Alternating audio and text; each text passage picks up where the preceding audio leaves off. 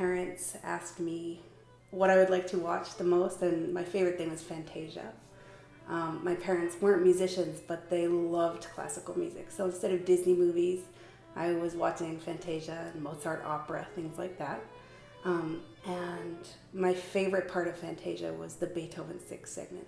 And it features mythical animals and Greek gods, and I just loved it so much. You're not going to believe this. This will be my first time playing the whole symphony.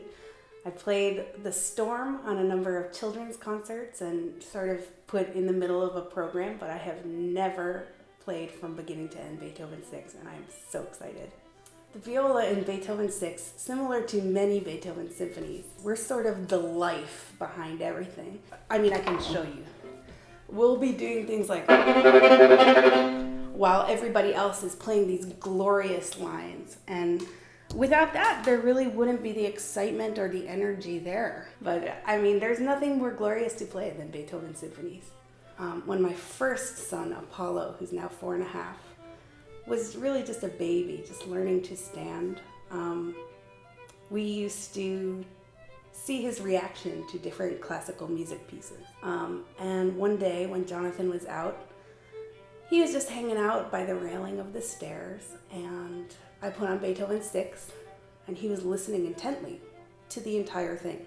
And those of us who know Beethoven 6 very well, and those who don't, will hear that in the middle of the symphony there's an enormous storm.